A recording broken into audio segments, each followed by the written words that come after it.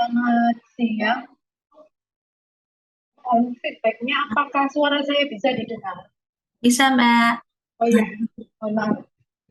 Ya, terima kasih. Assalamualaikum warahmatullahi wabarakatuh. Ya, terima kasih buat teman-teman ini yang memberikan waktu pada saya. Jadi sebenarnya kalau saat ini saya masih concern di isu perempuan dan anak, tapi dengan basic yang apa saya juga lama di isu HIV. Jadi kenapa isu ini saya paksakan untuk diangkat oleh teman-teman Jatim karena kegelisahan tersendiri bahwa banyak temuan-temuan kasus untuk HIV positif pada kelompok anak dan perempuan. Yang ini saya merasa ya. Jadi kalau materi saya kasih judul perempuan positif, anak dan HIV karena saya berangkat dari bahwa perempuan positif yang saya maksudkan adalah perempuan dengan status positif HIV yang kebanyakan tertular dari suami atau dari pasangan seksualnya, yang sebagian dari mereka kemudian hamil dan melahirkan anak dengan atau tanpa pendampingan medis. Yang ini kemudian adalah kelompok WPS atau bahkan tadi disampaikan Mbaknya bahwa kasus IRT pun tinggi. Ini juga kemudian pasangan EDU itu juga masuk di dalamnya. Ya, jadi apa yang saya sampaikan ini lebih pada data pribadi saya, observasi saya dari beberapa pendamping atau MK di Kota Surabaya. Ini ada teman-teman, ada 6 orang yang sering sharing sama saya dan sama-sama melakukan pendampingan. Jadi kalau saya bilang 115 perempuan positif yang didampingi, ini adalah yang hanya oleh 6 pendamping itu Mbak ya, bukan berarti ini kemudian data Surabaya, tapi bahwa pada data inilah yang saya melakukan observasi. Jadi dari data itu ada 80 anak yang lahir, kemudian ada 35 anak positif HIV sejak 15 tahun terakhir ini. Kalau tentang anak sendiri, bahwa anak itu menurut Undang-Undang Nomor 23 Tahun 2000 atau kemudian sudah direvisi menjadi Undang-Undang Nomor 35 Tahun 2014 menyatakan bahwa anak adalah seseorang yang belum genap berusia 18 tahun, termasuk anak yang dalam kandungan. Kemudian ketika ngomong anak, kita juga tidak melupakan bahwa UU PA itu sendiri kemudian menyampaikan bahwa ada 4 hak dasar anak, yaitu hak hidup, tumbuh kembang, partisipasi, perlindungan. Selain kemudian ada 32 hak anak lagi yang kalau kita mau pelajari sebenarnya yang menjadi kewajiban negara untuk memenuhi. Kemudian anak yang saya maksudkan dalam diskusi hari ini adalah anak-anak yang terlahir dari ibu positif. Artinya baik dia tertular maupun tidak. Jadi anak-anak yang berstatus positif ini pun karena penularan dari ibunya atau bahkan oleh perilakunya sendiri yang sudah berisiko. Kemudian saya juga perlu sedikit uh, menyampaikan tentang psikologi perkembangan anak karena saya merasa bahwa ini penting untuk menjadi pegangan ketika kita melakukan pendampingan terhadap anak. Bahwa secara psikologi anak mempunyai beberapa tahapan perkembangan. Misalnya 0 sampai 5 tahun, maka dia sepenuhnya bergantung pada orang tua apapun itu. Kemudian 5 sampai 10 tahun, dia tetap masih bergantung sepenuhnya kepada orang tua, berpikir masih dalam jangka pendek. Artinya nanti ini akan ngaruhnya pada ketika anak ini sudah harus mengkonsumsi obat ARV. Itu juga ada beberapa persoalan yang berbeda di usia-usia ini. 10 sampai 14 tahun misalnya, dia masih menunjukkan kedekatan dengan orang tua. Tapi karena kognisinya mulai berkembang, dia mulai berpikir logis, mulai kompleks. Kadang-kadang kalau terkait minum ARV, dia sudah mulai akan berpikir kenapa aku harus minum obat. Kenapa kemudian anak yang lain tidak? Itu juga nanti akan berpengaruh. Jadi di usia ini anak mulai memahami dampak setiap perbuatannya. Tapi juga di usia-usia ini dia juga mulai masuk masa pubertas sehingga ada beberapa perilaku atau ada beberapa ini yang muncul di anak ini nanti yang juga akan berpengaruh pada ketika dia positif, ketika dia harus minum obat, banyak teman-teman kami juga yang berbeda. Di usia 14 sampai 8 tahapan kedua masa remaja. Usia 10-14 anak sudah mulai berpikir ini loh tentang bahwa tertarik pada tertarik pada lawan jenisnya misalnya. Jadi anak yang SD bahkan anak saya dan ini bisa jadi antar pribadi yang berbeda itu mengalami perkembangan ini juga juga beda. Misalnya anak usia 7 tahun pun dengan konsep yang berbeda dia berpikir bahwa aku punya pacar. Ini kan eh, apa akan berbeda dengan anak usia 15 tahun yang dia benar-benar punya pacar. Jadi dia mulai membangun identitas diri, kemudian dia mulai punya waktu yang lebih sedikit dengan orang tua, mencoba mengungkapkan pendapatnya, bahkan pada usia-usia remaja, Mbak Yayu, mohon sampai maaf suaranya agak hilang, Mbak. sehingga beberapa temuan saya fakta di lapangan misalnya pada kasus HIV positif ini yang usia di bawah 12 tahun ini ada persoalan ini ya, bahwa dia butuh nutrisi tambahan ketika ibunya tidak memberikan ASI si anak ini. Ya, jadi saya munculkan fakta-fakta di lapangan yang mungkin nanti akan jadi pemantik diskusi kita karena jujur kalau persoalan anak di tataran kawan-kawan pendamping juga belum selesai ya. Apakah ketika menemukan anak positif HIV di lapangan itu kemudian konsep kita adalah temukan langsung minum ARV. Itu pada usia 15 tahun ke atas mungkin akan bisa dilakukan pada beberapa usia di bawahnya mungkin itu akan jadi persoalan. Jadi beberapa temuan saya misalnya uh, bahwa ibu terpaksa memberi air gula anaknya karena tidak mampu memberi sufor. Artinya bahwa sufor ini adalah sebagai pengganti ASI ibu yang sebagai satu-satunya nutrisi yang harus dikonsumsi anak.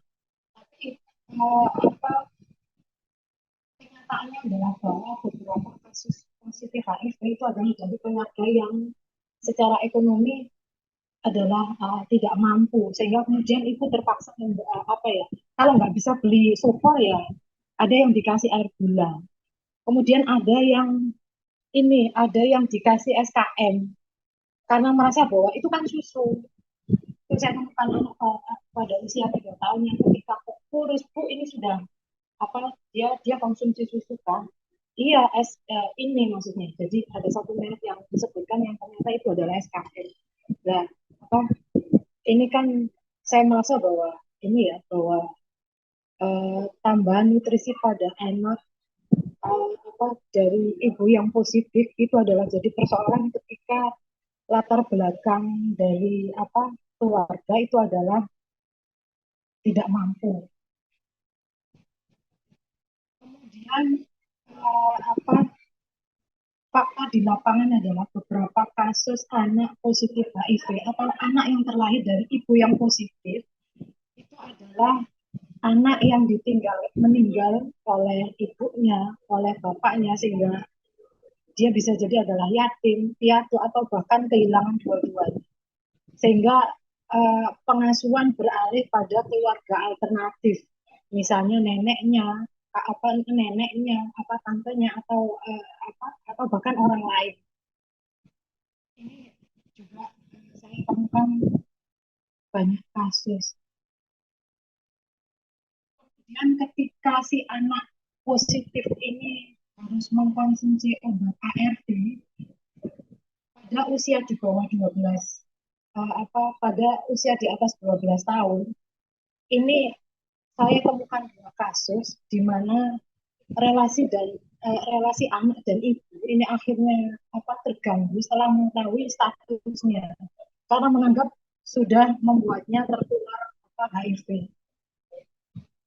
Jadi kalau ya mohon maaf, jadi saya saya petakan di awal ketika positif atau anak yang positif HIV ini ada beberapa yang saya petakan ketika 0 sampai 5 bulan kemudian dia hanya pada tambahan nutrisi ketika keluarganya adalah miskin atau tidak mampu, bagaimana dia tidak bisa membeli makanan tambahan ketika lebih dari Mbak Yayu, mohon maaf ya, suaranya hilang hilang tenggelam.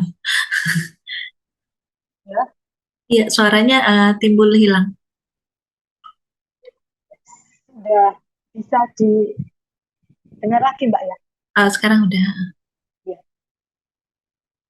Kemudian ketika usia di atas 5 tahun, itu biasanya orang tua atau keluarga atau siapapun sebagai pengampunya, itu ketika memberikan ARV pada anak, ya ketika posisi mereka adalah PMU, pendampingan obat, ini strateginya adalah mengalihkan anak bahwa oh ini vitamin, kamu harus minum. Kalau kamu nggak minum ini, kamu nanti sakit, kamu nggak sehat. Itu yang dilakukan biasanya oleh keluarga untuk anak-anak di anak-anak yang bahasanya adalah anak kecil ya. Maka anak itu akan konsisten minum obat ketika PMO-nya ini juga kuat. Saya selalu tekankan bahwa PMO kuat ini ketika masih ada keluarga yang peduli sama dia. Uh, apa karena selain itu ada beberapa anak yang dia tidak punya keluarga yang kuat untuk bisa menjadi PMO-nya. Maka yang disampaikan adalah ini vitamin. Itu akan berlanjut sampai 11 tahun, sampai 12 tahun bisa jadi. Tapi di atas itu biasanya akan muncul penolakan, akan muncul bahwa anak mulai berpikir, kalau ini untuk sehat, kenapa hanya aku yang minum? Kenapa temanku tidak minum itu? Sehingga kemudian mulai ada pertanyaan-pertanyaan, kenapa aku harus minum itu? Di sini orang tua ketika kuat pun berusaha dengan pelan-pelan memberikan edukasi pada anaknya. Itu biasanya akan terjadi kemungkinan ada dua. Bisa jadi orang tua berhasil atau keluarga berhasil memahamkan dia untuk melanjutkan minum ARV-nya. Tapi saya juga temukan kasus di mana kemudian mengganggu justru ada penolakan pada ibunya. Gara-gara kamu aku jadi tertular HIV. Sehingga kemudian akhirnya dia putus obat, dia tidak lagi mau konsumsi obat, bahkan lebih dari itu hubungan dia jadi rusak sama orang tuanya. Karena menganggap bahwa sumber penularannya adalah orang tuanya. Itu.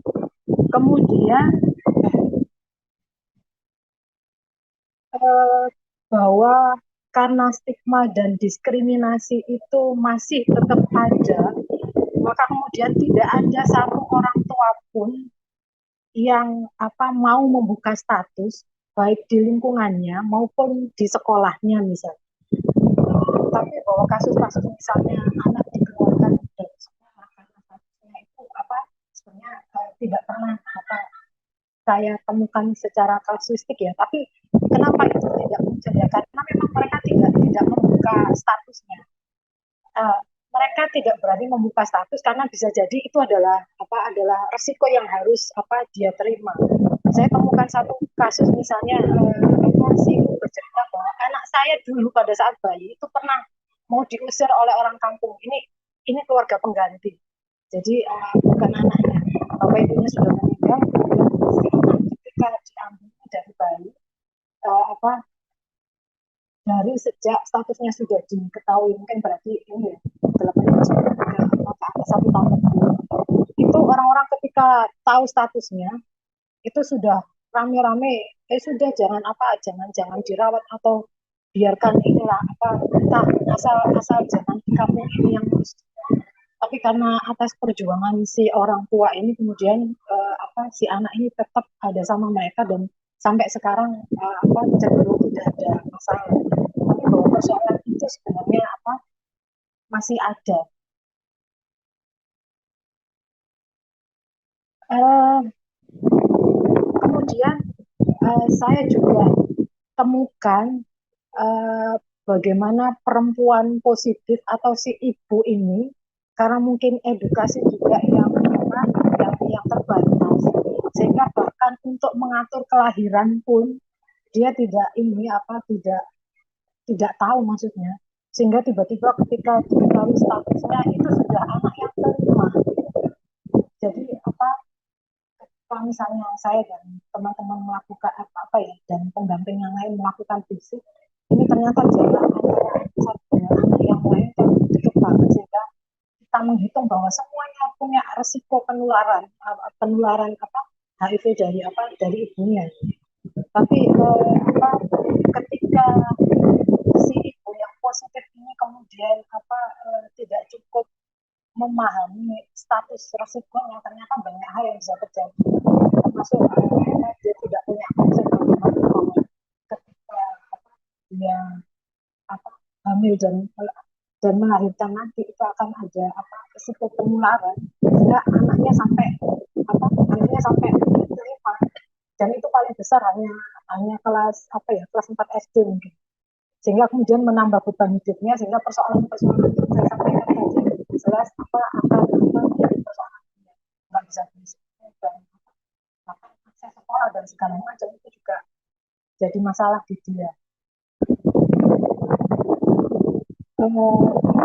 Kemudian dari apa dari kasus perempuan positif saya juga temukan masih ada apa yang diskriminasi yang tadi ya bahwa ketika dia mengakses layanan karena dia masih apa tidak mau membuka diri kemudian ketika di pekerjaannya itu dia dituntut vaksin dia akses layanan umum tapi kemudian ternyata apa setelah diterasi datanya dia adalah positif ternyata sama apa petugas kesehatan di depan semua orang disampaikan bahwa sampai tidak bisa tidak bisa vaksin di sini karena sampai positif HIV.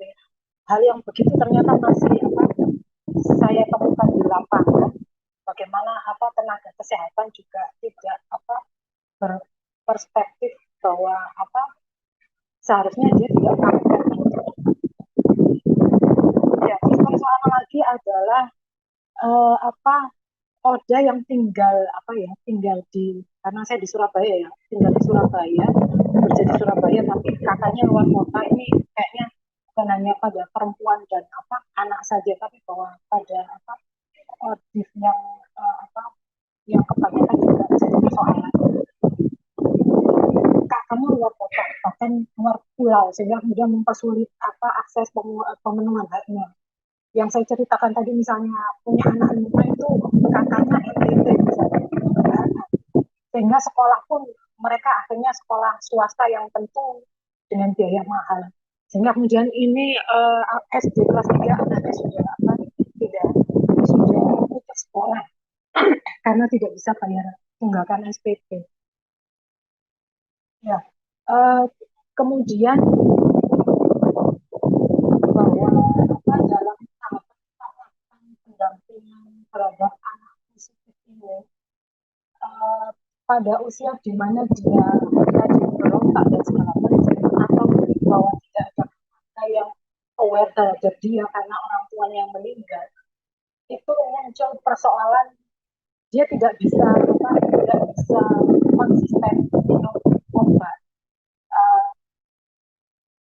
di mana kita merasa bahwa anak ini harus apa harus ditarik berada dalam situasi yang aman untuk ada semacam shelter, atau kemudian kalau dirasa bahwa shelter itu tidak ada, harus ada apa panti asuhan, atau mungkin ada kewajiban negara yang bahwa anak harus ditarik untuk kemudian dia dapat dapat akses kesehatan atau pemenuhan kebutuhan atau yang lain. Tapi kenyataannya adalah shelter belum ada, atau mungkin kalau ngomong di Indonesia mungkin ini ya ada beberapa yang, tapi kalau di Jawa Timur sendiri misalnya itu sudah jadi diskusi panjang beberapa waktu yang lalu bahwa ada kebutuhan akan shelter, misalnya anak-anak yang terlantar, anak-anak positif HIV ini, tapi bahwa itu pun sampai sekarang juga belum terwujud, atau mungkin bahwa seharusnya ada advokasi terhadap lembaga semacam panti asuhan, seharusnya inklusi, seharusnya mau menerima anak-anak ini, mau menerima anak yang seharusnya positif HIV, tapi bahwa selain mereka mau menerima, tapi tentu kemudian dengan penyiapan SDM, bahwa dia harus memahami bagaimana melakukan penanganan terhadap anak-anak yang HIV misalnya, dan itu juga tidak ada.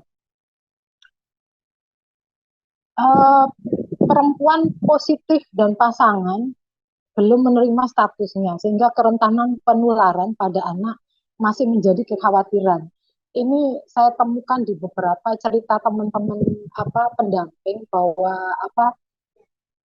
banyak kasus perempuan positif ini masih karena takut nanti kehilangan pasangannya, kemudian dia tidak mau membuka statusnya ya, atau bahkan kedua pasangan ini masih ingin menolak statusnya, sehingga ya sudah dia tidak mengakses layanan, padahal kemudian terjadi kehamilan dan akhirnya sampai melahirkan, dan kasus yang begitu juga masih banyak. Kalau bahasa pendamping itu kan kalau bandel, kalau sudah diedukasi berulang-ulang dengan berbagai macam strategi nggak bisa, ya sudah tinggal aja misalnya. Nah, ini artinya kerentanan seperti itu kan masih banyak terjadi. Kemudian lagi pada perempuan positif itu masih banyak yang terjebak dalam pekerjaan yang eksploitatif, karena dia harus menjadi tulang punggung bagi anak dan keluarganya. Bisa jadi pasangannya atau suaminya meninggal dunia, kemudian dia harus bertanggung jawab atas anak dan keluarganya, sehingga pilihannya menurut dia saat itu adalah dia terjebak menjadi pekerja seks, menjadi DJ, atau bahkan ART, yang uh, waktu waktu bekerjanya eksploitatif, dan dengan berbagai resiko yang dia terima.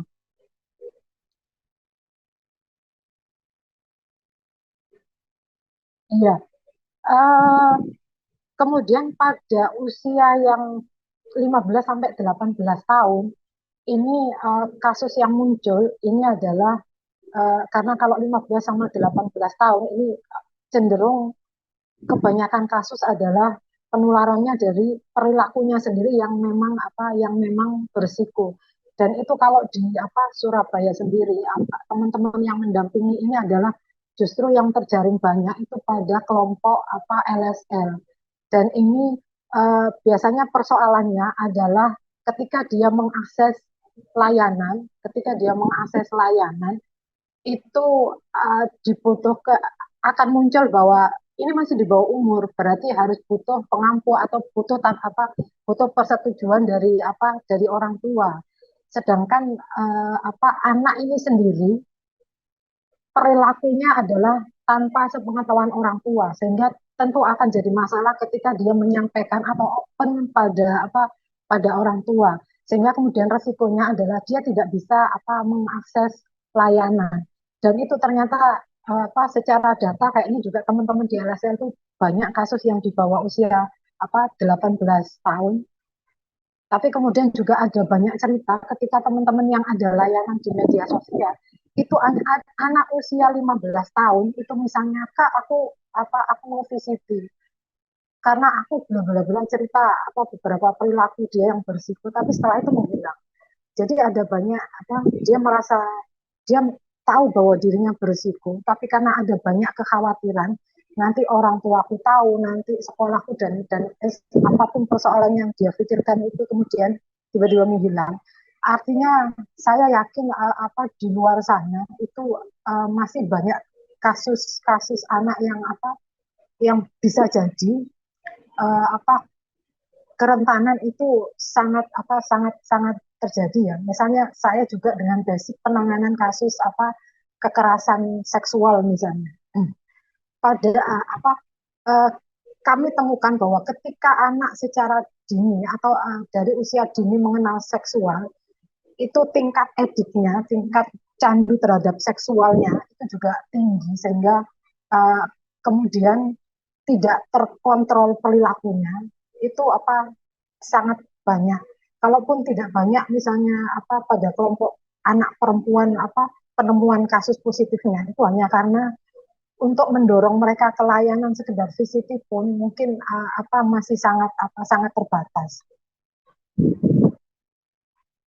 Iya, berikutnya yang saya temukan juga bahwa pada program pencegahan penularan HIV melalui penjangkauan kelompok populasi kunci itu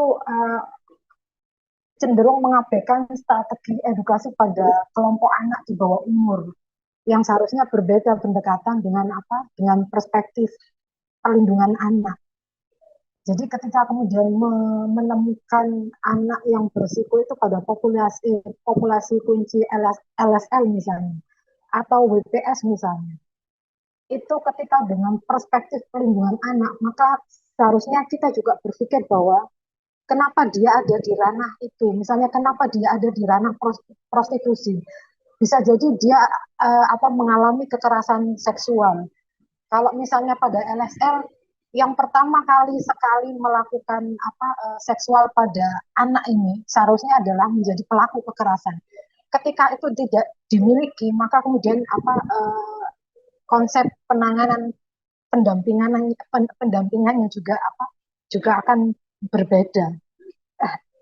Jadi itu yang apa saya temukan bahwa akhirnya upaya untuk perubahan perilaku dan apa penanganannya akhirnya kemudian jadi apa tidak tuntas.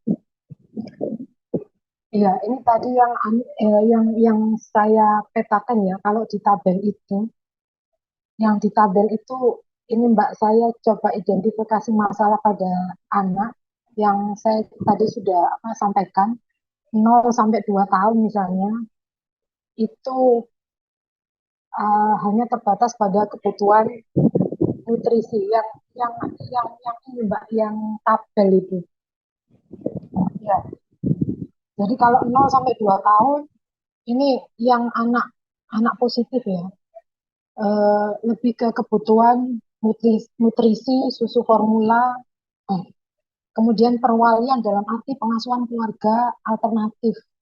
Karena ada juga kalau di Surabaya itu lembaga yang eh, dia punya shelter, yayasan ini ya, yayasan Abdi Asi itu punya shelter yang nampung anak yang apa, yang positif itu adalah anak-anak positif yang sudah benar-benar terlantar, yang orang tuanya sudah meninggal, yang dia dapat apa dapat dari rumah sakit bahkan ada beberapa wilayah yang ini ada dapat ternyata dari bahkan dari Papua yang katanya di sana ada shelter ya bahkan kasus Papua pun masuk ke sana kemudian ada dari Trenggalek ada beberapa dari kota lain maksudnya ketika kemudian ditemukan apa terlantar tidak ada lembaga manapun yang berani mengambil tanggung jawab yang akhirnya kemudian ada di sana.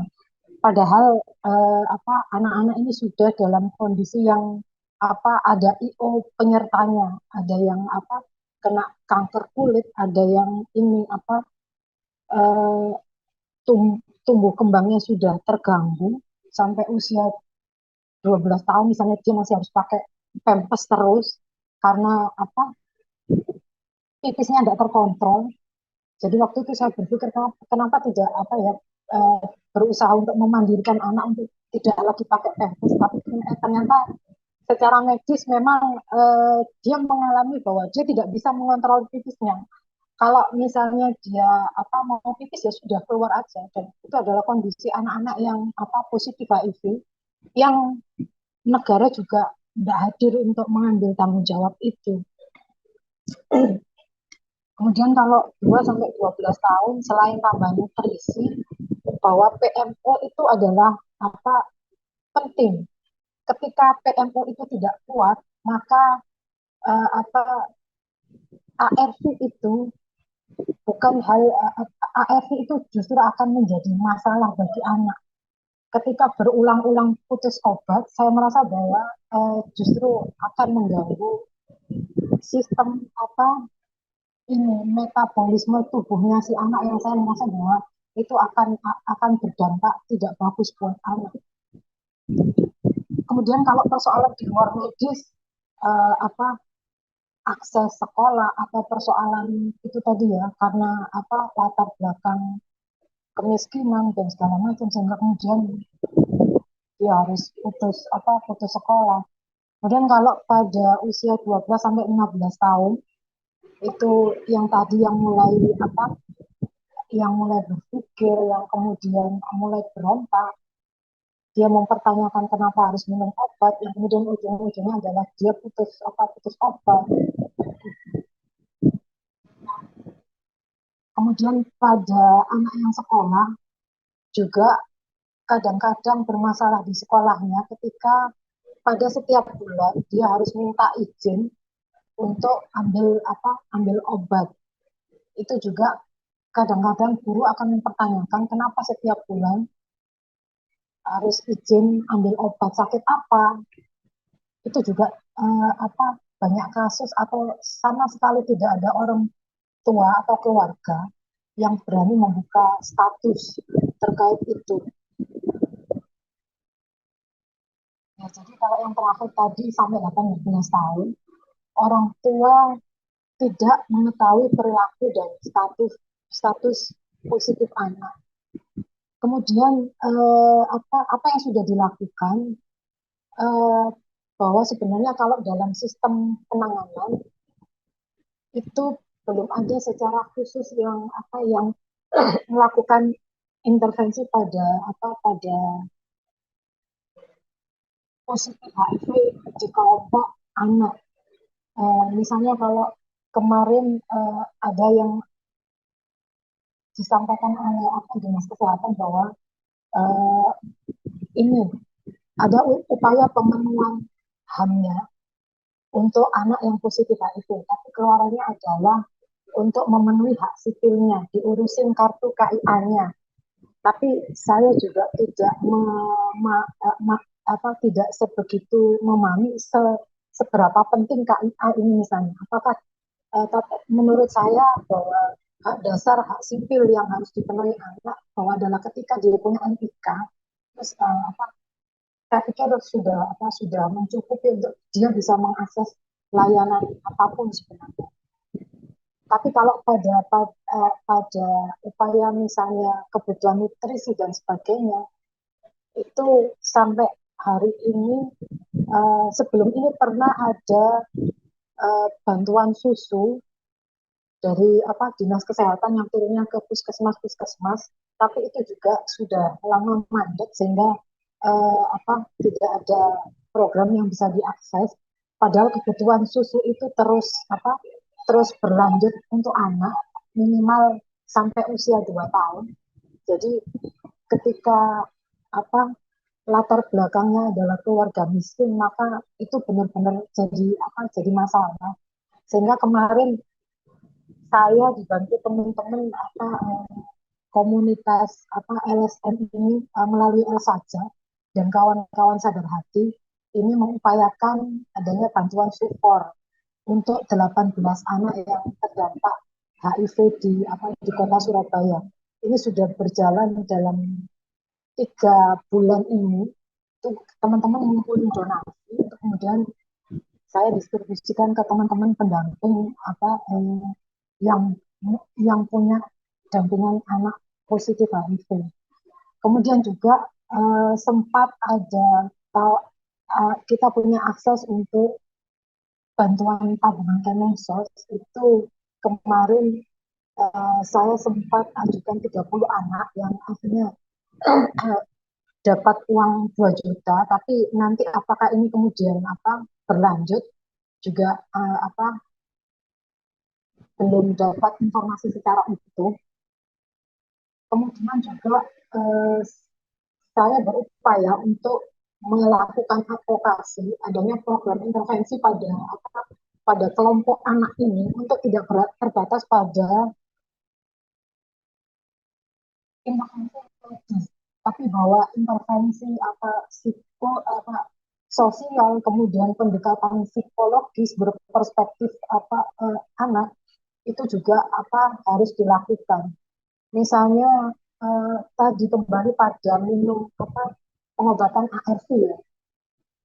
Saya merasa bahwa anak ini harus dikuatkan secara mental bahwa untuk konsumsi ARV itu dia harus minum seumur hidupnya.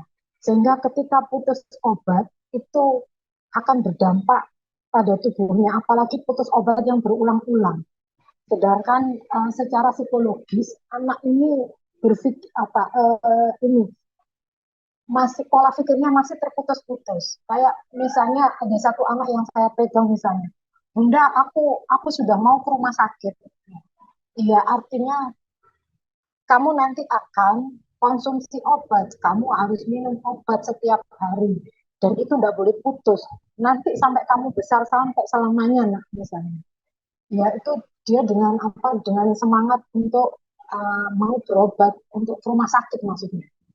Tapi hal yang diceritakan lagi adalah kemarin aku panas, kemarin aku batuk begini-begini, tapi aku nangis waktu aku dipaksa untuk minum obat. Artinya apa? Satu sisi dia katanya kepingin ini, kepingin. Jadi saya simpulkan bahwa dia hanya kepingin ke rumah sakit untuk dia bisa jalan-jalan. Dia hanya untuk mencari suasana yang lain. Tapi sebenarnya dia tidak paham bahwa obat itu reaksinya akan menimbulkan reaksi ketika dia tidak konsisten. Nah, itu yang muncul di anak kelompok di bawah 12 tahun. Artinya saya merasa bahwa penanganan terhadap pendampingan terhadap kelompok anak yang positif ini eh, benar-benar harus ada ada SOP, kemudian harus ada penjelasan seberapa misalnya berdampak pada anak ketika dia tidak minum obat ARV. Apakah lebih memilih untuk asal dia minum ARV, harus didorong minum ARV, tapi kemudian kalau putus obat ya dimulai lagi, putus obat dimulai lagi. Apakah itu yang lebih dipilih daripada kemudian siapkan mental anak ini dulu, atau di mana dia sampai bisa secara sadar menerima bahwa dia harus konsumsi obat, maka kemudian dia akan ARV secara jangka panjang. Yang penting dan belum dilakukan bantuan support yang berkala sesuai kebutuhan bagi anak dan ibu positif minimal sampai 2 tahun belum ada. Kemudian pendampingan ODIF anak berbasis psikologi terkait tadi pemaksaan minum ARV saat anak belum siap hanya akan memicu terjadinya putus obat yang berulang-ulang. Kemudian pemenuhan hak sipil dan akses pendidikan untuk anak. Bagaimana ketika melakukan pendampingan terhadap anak-anak yang positif ini adalah secara holistik berbasis pemenuhan hak-haknya dia.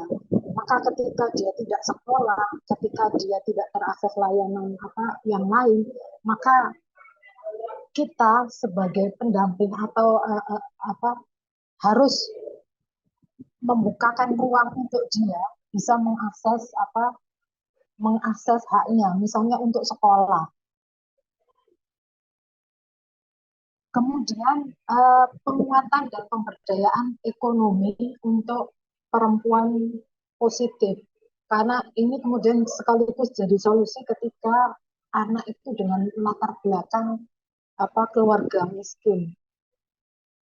Edukasi panti atau ini ya lembaga yang memberikan layanan kepada anak terlantar untuk tidak menolak anak terlantar yang berstatus positif. Atau sebenarnya lebih ideal lagi ketika ada rumah aman bagi anak atau perempuan positif yang terlantar dan butuh perawatan sementara maupun jangka panjang. Saya bilang jangka panjang karena pada beberapa anak yang misalnya ada di Yayasan Abdi Asih yang saya ceritakan tadi, saya membayangkan ketika yang merawat mereka mohon maaf sudah tidak lagi sanggup untuk melanjutkan merawat mereka, maka eh, apa bagaimana nasib anak-anak ini ketika kemudian negara tidak mempersiapkan layanan untuk itu. Kemudian penjangkauan dan pendampingan anak di bawah umur dengan pendekatan psikologi perkembangan anak bagi anak-anak rentan yang berisiko penularan HIV. Ya, terhadap hal-hal yang saya sampaikan tadi, yang menjadi kendala adalah salah satunya adalah kemarin bersama teman-teman kita sempat melakukan audiensi dengan dinas provinsi Jawa Timur, dinas sosial. Itu ternyata ada persoalan bahwa mereka terkendala adanya Permen 90 nomor 2019 ya, bahwa HIV tidak lagi menjadi tupoksinya Kemensos. Jadi mereka tidak bisa secara langsung untuk melakukan intervensi dalam bentuk apapun ketika itu memunculkan HIV-nya. Sekalipun sebenarnya bisa disiasati kalau misalnya dari kelompok anak HIV itu benar-benar butuh. Misalnya kemarin tentang bantuan susu itu misalnya. Ya sudah, jangan dimunculkan HIV-nya, tapi munculkan persoalan yang lain, misalnya bahwa dia butuh nutrisi, dia terlantar, dia dari keluarga miskin, ya kemudian misalnya masukkan dia ke LKSA misalnya, sehingga mungkin nanti pemerintah bisa melakukan intervensi. Tapi bahwa itu juga tidak mudah karena anak-anak ini butuh perlakuan khusus yang tidak semua LKSA mau menerima atau punya skill untuk melakukan itu. Kemudian lagi kalau kaitan dengan pemerintah, DP3AKB yang tupoksinya sebenarnya untuk melakukan ini program terkait perlindungan perempuan dan anak, ini seharusnya juga ikut andil dalam lingkaran penanganan anak dan perempuan positif HIV ini. Tapi sejauh ini, misalnya baik di Surabaya maupun di Jawa Timur itu juga tidak cukup tersentuh. Bahkan sebenarnya mereka tidak memahami kebutuhan anak-anak positif ini dan masih menganggap bahwa ini hanya persoalan medis yang itu adalah tugasnya dinas kesehatan. Sehingga tapi bahwa ketika kami menyajikan data bahwa anak dan perempuan sudah banyak kasusnya bla bla bla, itu selalu selalu yang disampaikan hal ini, dan program untuk intervensi mereka tidak cukup muncul. Iya, mungkin itu kawan-kawan yang bisa saya sampaikan, temuan-temuan di lapangan yang saya berharap bahwa ini sebenarnya hanya pemantik yang saya merasa bahwa diskusi bersama kita untuk kemudian jadi advokasi bersama untuk bagaimana pemerintah juga mengakomodir kebutuhan kelompok ini. Baik, terima kasih Bu. Dari tadi diskusi pemantik sebenarnya dari Mbak Yayu. Yang pertama sebenarnya sebelum pada saat ibunya hamil atau mungkin pada saat dia dalam usia reproduksi, di mana ada beberapa masalah, misalnya persalinan tanpa memberitahu status pada pasangan. Kemudian juga ada juga ibu-ibu yang belum mengetahui statusnya pada saat dia hamil, kemudian pada saat persalinan juga dia belum mengetahui status sehingga belum treatment gitu. Jadi resiko untuk penularan lebih tinggi. Kemudian ketika masuk ke dalam masa dia memberikan nutrisi gitu ya, di mana itu sangat penting di awal-awal tahun kehidupan anak. Ada beberapa keluarga yang tidak mampu untuk memberi susu formula sehingga dan juga tidak memberikan ASI sehingga akhirnya memberikan pilihan lain misalnya yang kurang tepat, misalnya air gula atau memberikan susu kental manis. Kemudian ketika anaknya juga beranjak dewasa ada banyak mungkin diskriminasi yang terjadi baik di sekolah, di lingkungan ataupun misalnya di layanan kesehatan misalnya yang tidak memberikan vaksin atau ditolak untuk memberikan vaksin. Kemudian beranjak yang lebih dewasa lagi, misalnya ada anak-anak yang bukan hanya terinfeksi dari ibu ke anak, bukan dari ibu yang positif kepada anaknya, tetapi juga ada teman-teman dari populasi kunci yang muda yang melakukan kegiatan beresiko di usia yang muda. Dan ini juga ada tantangan tersendirinya gitu. Kemudian dukungan-dukungan tadi yang sudah dijelaskan bahwa sudah ada upaya-upaya untuk memberikan dukungan, tetapi juga masih ada tantangan-tantangan yang masih belum terpenuhi, misalnya pemberian kesempatan untuk kerja kepada ibu misalnya, atau misalnya kendala yang lain adalah misalnya dari Permen 90 tahun 2019 HIV tidak lagi menjadi tupoksi dari Kemensos. Kemudian HIV itu masih dianggap sebagai persoalan medis saja, tapi sebenarnya aspek dari HIV itu ada banyak, itu ada faktor psikologisnya, ada faktor sosialnya. Baik, mungkin Bapak dan Ibu ada yang mau menanggapi atau yang ingin menambahkan gitu, silakan. Mungkin jika belum, saya tanyakan dulu ke Mbak Yayu ya. Mbak Yayu, apakah di Jawa Timur sendiri sudah ada semacam kelompok dukungan untuk anak-anak atau remaja? Iya, ini tadi baru sharing-sharing juga dengan teman-teman yang ternyata juga ada yang memulai untuk membuat kelompok dukungan family group ya. Jadi kalau anak ini kan sebenarnya kita tidak bisa langsung hanya intervensi pada anaknya, tapi harus melibatkan keluarganya. Sehingga yang diajak ber-KDS itu adalah keluarganya. Tentu akan bisa dilakukan ketika keluarga itu masih bersama keluarganya yang benar-benar masih utuh maksudnya.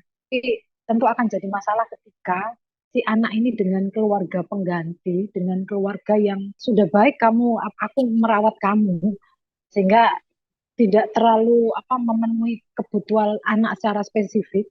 Ini juga beberapa kasus, maksudnya banyak kasus yang seperti itu, sehingga iya butuh pendekatan yang lain, itu strategi yang lain untuk kita bisa lakukan intervensi pada anak itu.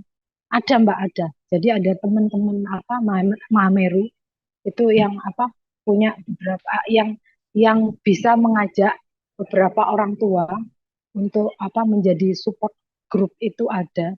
Dan saya juga yang dari orang tua yang kemarin 30 anak yang kita akseskan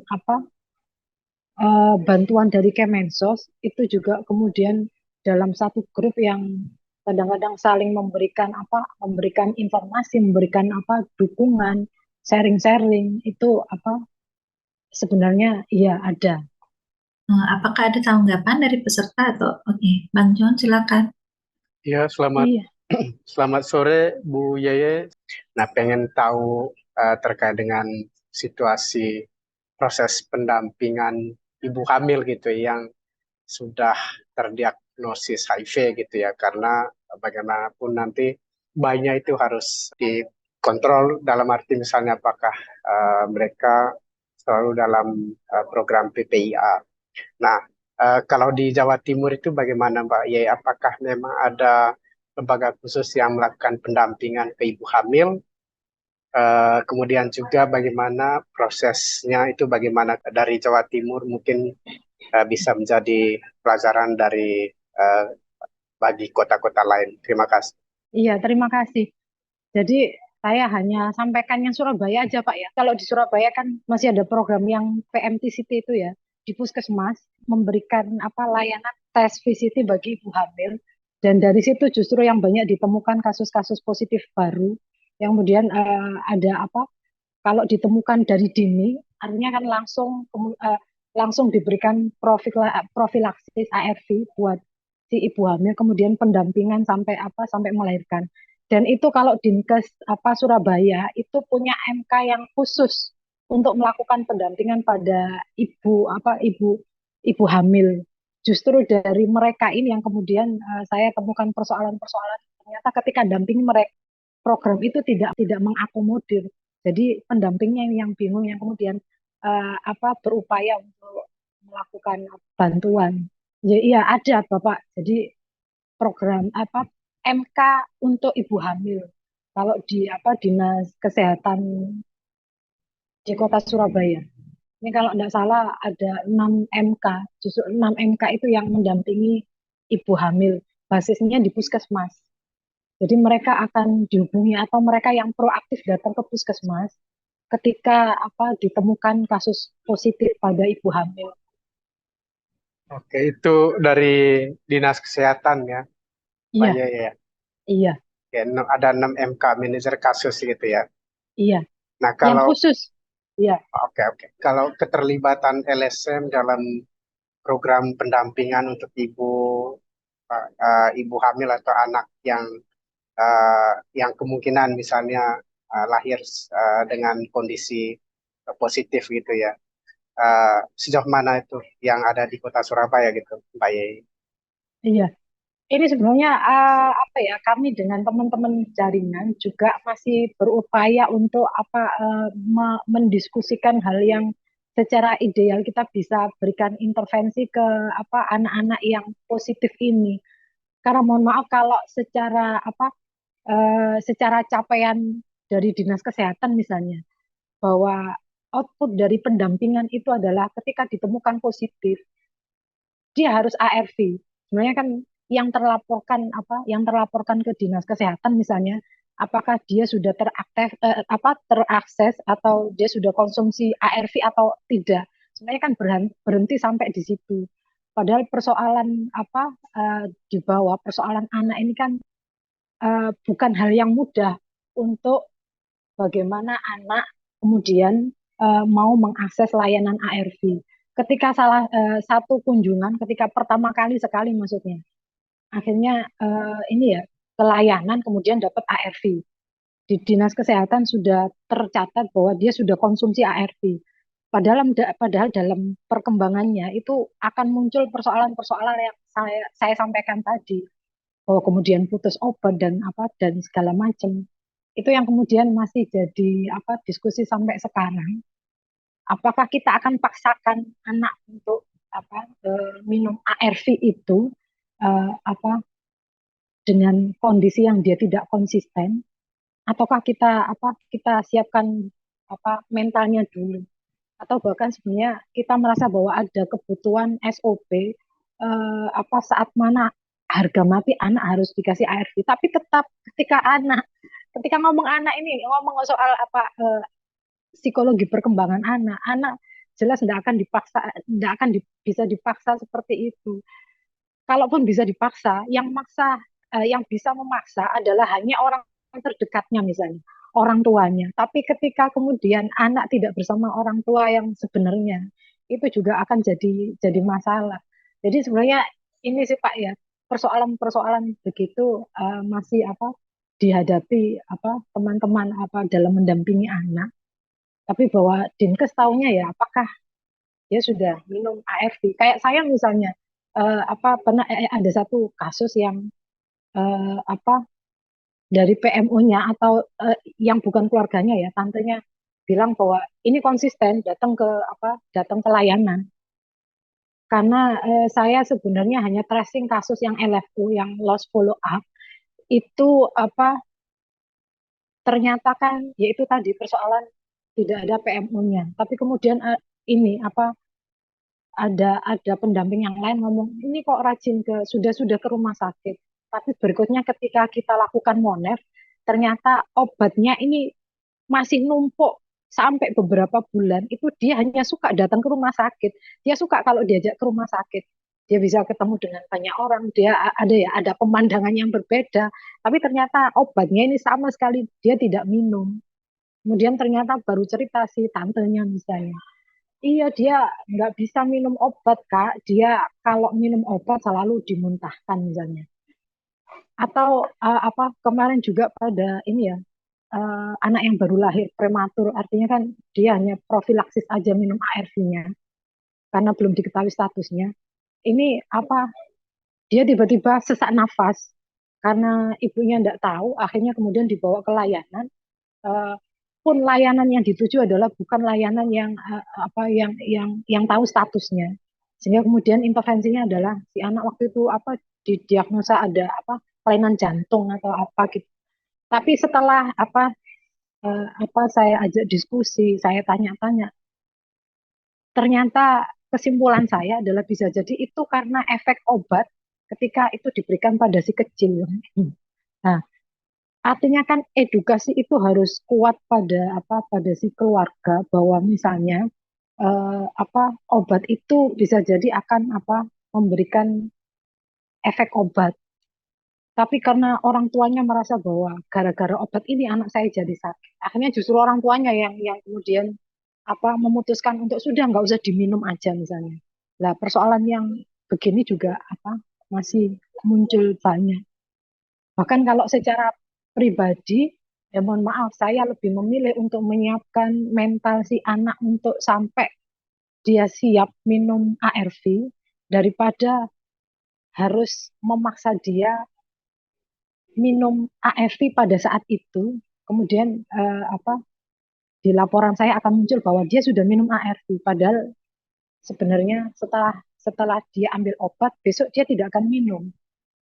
Ya, tapi ini ya eh, bukan kemudian saya merasa bahwa boleh kok ARV tidak apa ARV tidak diminum.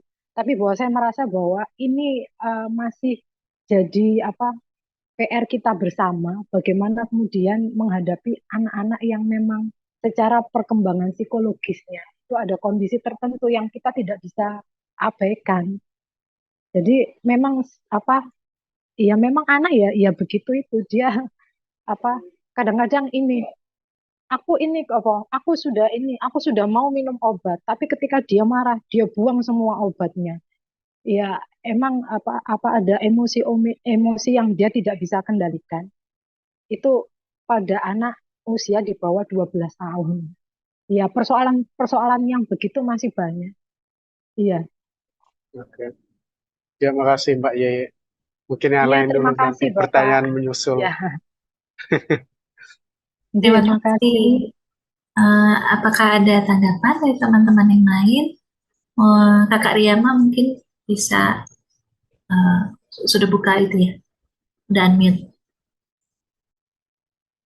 Iya kayak kemarin yang dari 30 anak itu misalnya yang saya pegang yang sudah dapat akses bantuan dari dinas sosial itu ada satu cerita belakangan padahal dia sudah usia ini ya sudah 15 tahun itu eh, dengan keluarga yang artinya dia mau apa menjadi wali pengganti dan lumayan settle secara ekonomi tapi kemudian ternyata apa itu Bu sekarang kabur saya nggak tahu di mana Hmm. obatnya gimana Bu ya sudah akhirnya putus obat.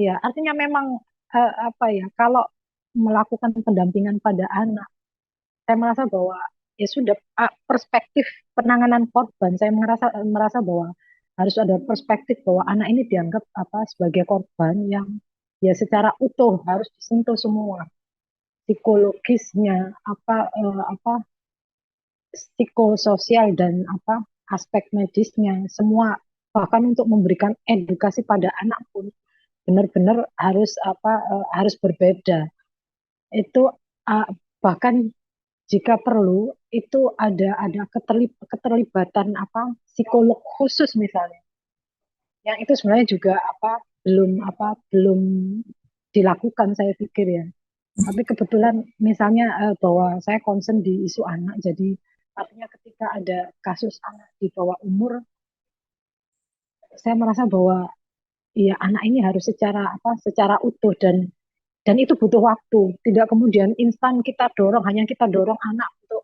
kembali ke layanan untuk dapat obat, maka yang kita laporkan adalah dia sudah mengambil obat, bukan apakah dia konsisten untuk beneran minum obatnya itu. Justru harapan saya malah ini, Mbak, berharap bertemu dengan teman-teman apa jaringan di luar apa Jawa Timur yang kemudian juga bisa apa bisa sharing apakah ada yang misalnya di daerahnya kemudian ada semacam rumah aman, shelter atau apapun itu ya yang menampung anak-anak HIV positif yang terlantar misalnya. Riyama bisa berbagi karena dari Lentera Anak Pelangi sendiri kegiatan untuk anak dengan HIV itu sudah dilakukan selama lebih dari 10 tahun. Ya, terima kasih. Halo Bu Leli, saya Riyama dari Lentera Anak Pelangi. Saya senang sekali tadi mendengarkan pemaparan Bu Leli dan bagaimana kerja-kerja yang dilakukan oleh Bu Leli di Surabaya sudah banyak sekali, khususnya untuk anak dengan HIV. Dan mungkin saya cuma mau sharing saja terkait dengan sedikit pengalaman dari Lentera Anak Pelangi juga. Hampir semua yang disampaikan oleh Bu Leli tadi juga adalah hal-hal yang kami alami, bagaimana tantangan-tantangan dan persoalan-persoalan terkait dengan anak dengan HIV, kemudian masih ada apa ibu yang melahirkan anak dengan HIV, bahkan ibu yang sudah tahu positif dan kemudian melahirkan anak positif lagi. Nah, itu adalah sebuah keprihatinan juga bagi kami ketika harus menghadapi kasus-kasus seperti itu. Kemudian ya kalau misalnya di Lentera Anak Pelangi, kalau Bu Leli tadi tanya bagaimana pengalaman dukungan lainnya untuk anak dengan HIV maupun keluarganya di daerah lain, kami di Jakarta itu punya dukungan psikososial yang kami peruntukkan untuk anak maupun remaja ataupun keluarganya. Tapi memang bentuknya bukan apa ya dalam konsep panti atau misalnya shelter, tapi memang program-program yang dibangun untuk memberikan dukungan bagi keluarga maupun mempersiapkan anak-anak untuk mulai menerima kondisi mereka, memahami kondisi mereka, dan bagaimana mereka bisa menjalani kehidupan mereka sehari-hari dan menjadi bagian dari masyarakat. Nah, kemudian baru-baru ini Bu Leli, saya nggak tahu apakah Bu Leli juga sudah terinformasi atau tidak, kita bersama teman-teman lainnya, ada lembaga inisiator dari IPI, Ikatan Perempuan Positif Indonesia, kemudian dari Jaringan Indonesia Positif, kemudian ada dari Yayasan Pelita Ilmu, LAP, dan UNAIDS itu bersama-sama membangun sebuah aliansi aliansi nasional untuk anak dengan HIV, dan kami juga sedang mengajak banyak orang, banyak pihak untuk bisa terlibat agar kita sama-sama nih bagaimana mengupayakan berbagai dukungan yang bisa diberikan baik itu dari pemerintah ataupun LSM ataupun misalnya sektor-sektor lainnya untuk bisa mendukung anak-anak ini. Seperti yang Ibu Leli tadi sampaikan bahwa di dalam setiap tahapan perkembangan anak itu punya kebutuhan yang berbeda-beda. Tapi yang sangat penting juga adalah bagaimana membangun sistem dukungan secara luasnya ya, supaya ketika berhadapan dengan kebutuhan-kebutuhan anak tersebut, sudah ada nih jalur-jalur yang bisa kita akses ketika kita membangun sistem-sistem dukungan yang lebih besar. Nah, untuk itu saya sih berharap kita bisa berkontak secara lebih lanjut nantinya supaya bisa membicarakan bagaimana bisa sama-sama gitu memberikan dukungan ataupun membangun program mungkin atau kerjasama terkait dengan persoalan yang dihadapi oleh anak-anak maupun remaja. Kemudian satu hal yang mau saya tanyakan sebenarnya ke Bu Leli mendengarkan cerita tadi adalah terkait dengan bagaimana Bu Leli melihat kebutuhan-kebutuhan remaja yang ada di Surabaya khususnya, karena memang Bu Leli cerita anak-anak itu beranjak remaja dan semakin sulit untuk diajak untuk minum obat misalnya, atau misalnya menerima kondisi status HIV-nya. Tapi ada juga remaja-remaja yang karena perilaku beresikonya bagaimana Bu Leli selama ini memberikan melihat kebutuhan mereka dan memberikan dukungan kepada mereka. Apakah menurut Bu Leli kedua kelompok ini bisa pernah Bu Leli pertemukan atau Bu Leli biasanya intervensinya satu persatu dan apakah dampaknya seperti apa ketika mungkin kalau dipertemukan seperti itu Bu Leli? Terima kasih. Iya, terima kasih Mbak siapa? Mungkin nanti bisa Saya Riyama. lanjut. Mbak Riyama dari Lentera Anak Pelangi. Iya, kalau untuk anak yang masuk kategori remaja ya, jujur, ya, mohon maaf, ada teman-teman jaringan tadi. Ini saya masih dalam ini pendekatan person yang itu juga saya merasa tidak mudah. Ketika kita belum bisa membangun rapor ke anak, ini anak cenderung tidak mau mendengarkan apa yang kita sampaikan. Bahwa strategi membangun relasi kuasa dulu dan segala macam. Kemudian itu juga akan berbeda sekali antara anak-anak remaja yang dia positifnya adalah dari penularan ibu atau kemudian dari anak yang positifnya dari perilaku dia sendiri. Akan lebih sulit ketika dari kelompok anak yang tertular dari ibunya karena dia merasa bahwa aku tidak melakukan apapun, kenapa aku harus kena? Ini intervensi psikologisnya harus benar-benar kuat. Dan jujur ada beberapa anak yang saya pegang, saya belum berhasil untuk sampai ke sana, sehingga saya masih mengikuti maunya dia. Bahkan untuk diajak diskusi HIV tentang HIV atau tentang statusnya pun dia masih menolak. Tapi kalau kemudian membicarakan hal-hal yang lain, menceritakan tentang sekolahnya dan segala macamnya itu dia masih bisa berkomunikasi enak. Artinya masih ada penolakan atas statusnya, utamanya bahwa ini karena dia merasa tidak melakukan apapun.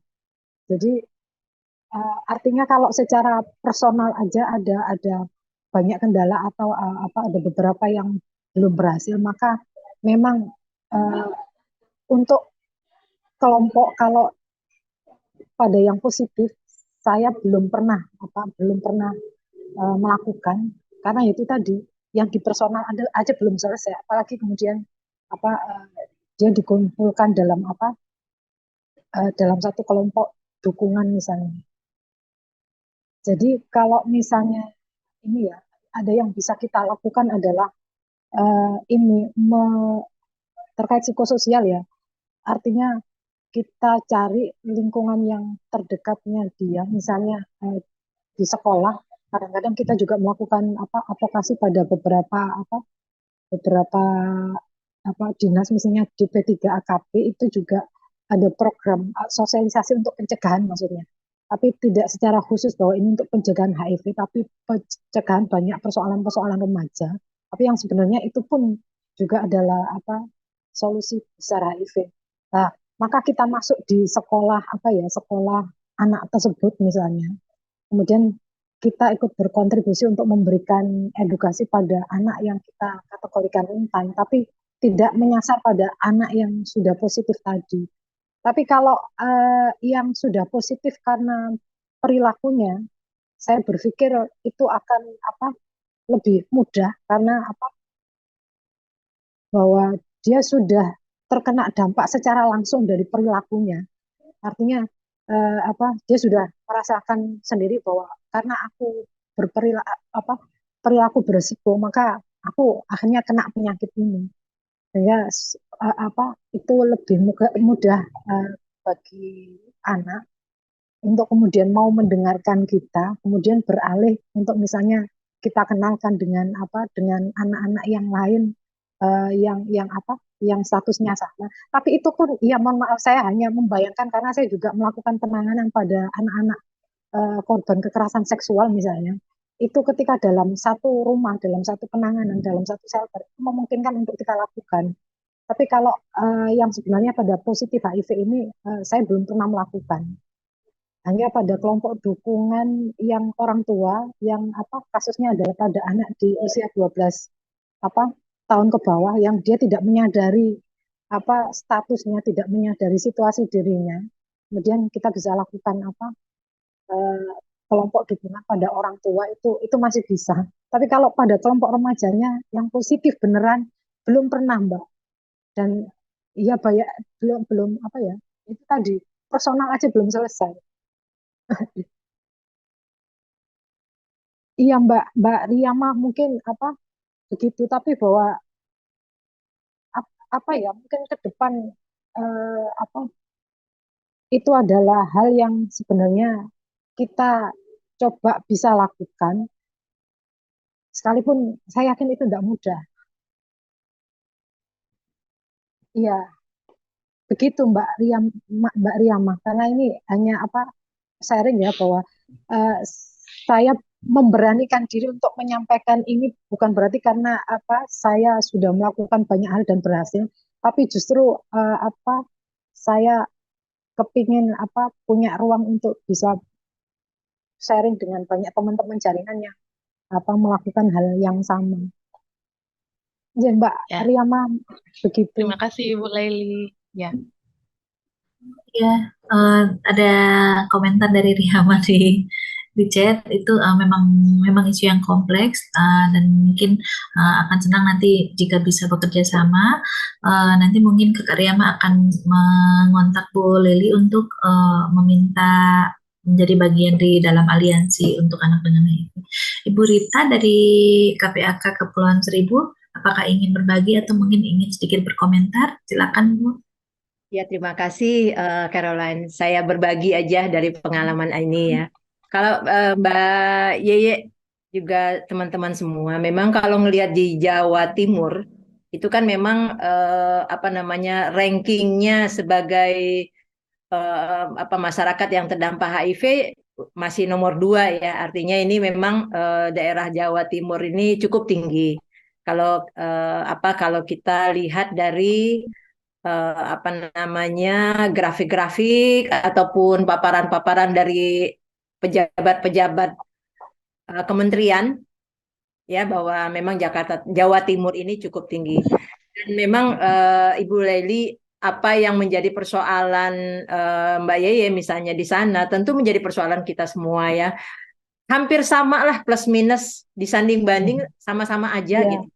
Kalau ada anak yang HIV positif di sana, terus kemudian juga saya kebetulan lama di Jakarta Timur, saya baru aja pindah ke Kepulauan Seribu, itu nggak ada bedanya Mbak Lili. Jadi kalau ada anak yang positif, lalu akan ditanyakan ibunya, kemudian nanti yang pertama adalah apa namanya sudah SOP, anak ini harus berobat tanpa dipikir dulu bahwa ARV-nya ini harus digerus misalnya dari anak 0 sampai sekian tahun gitu ya Mbak Leli ya.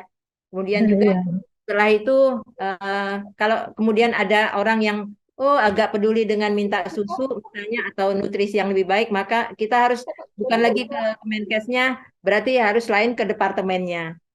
Satu sisi ternyata anak ini butuh tempat tinggal, kita harus ke Kementerian Perumahan nih Mbak Leli atau ke panti sosial gitu. Jadi semua kementerian apa notabene sebetulnya juga terlibat untuk itu. Kalau kita bicara ke dinas ya dari kementerian turunnya ke dinas, dari dinas nanti turunnya ke Sudinnya lagi. Situ aja muter. Ya enggak Mas John? tidak berujung. Tidak berujung seperti itu ya. Itulah yang menjadi persoalan kita. Dan saya belum lama juga ketemu sama karena saya di Kepulauan Seribu, saya bertemu dengan ada teman sosial dari Kementerian apa namanya Kemensos. Dia dari Kemensos turun ke dinas sosial, dari dinas sosial turun ke Kepulauan Seribu.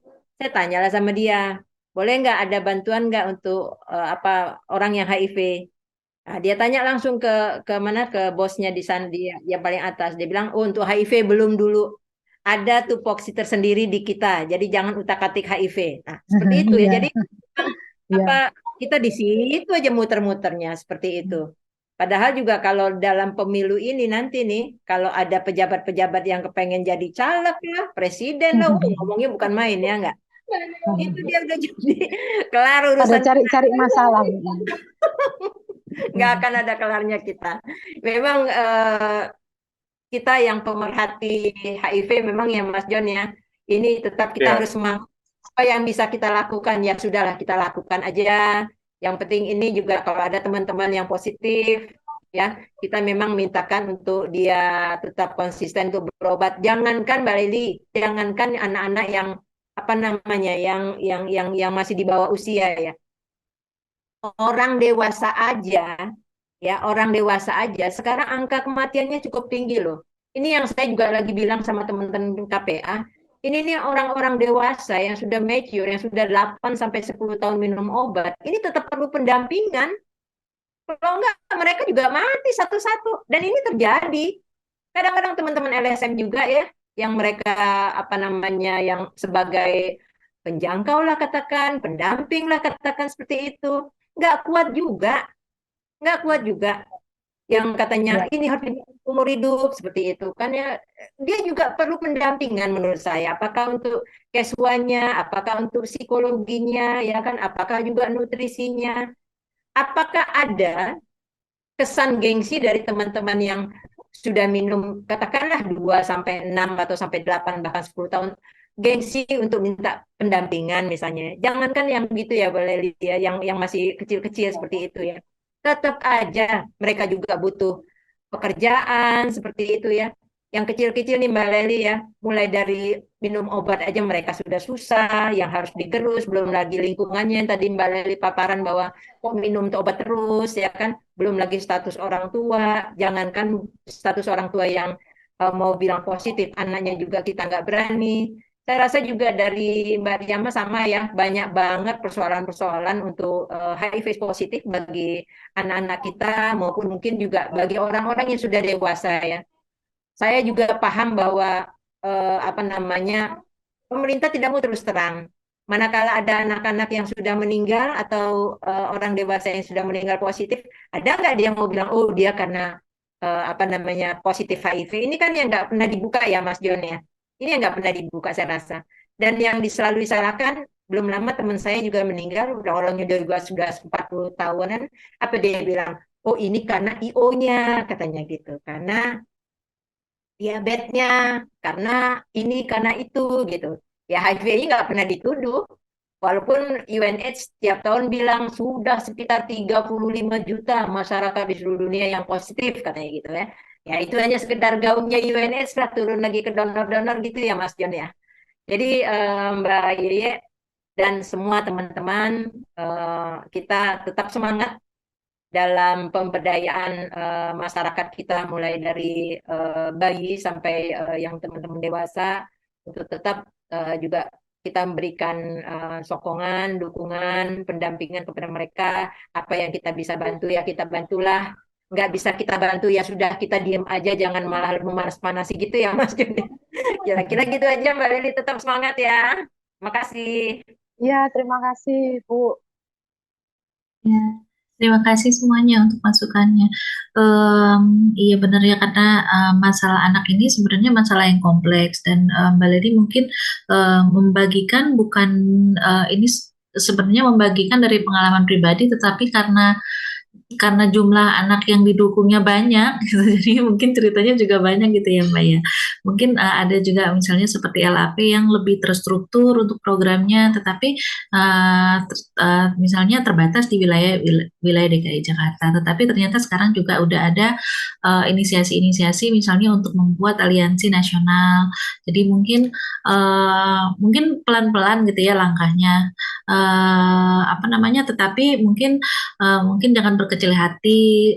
Pada saat ini mungkin yang kita bisa lakukan ya dengan sumber daya yang kita punya memang cuma segini. Tetapi percayalah bahwa apa namanya, walaupun kita rasa mungkin tidak bermakna, tetapi mungkin untuk anak-anak atau untuk keluarga yang dibantu itu sangat bermakna.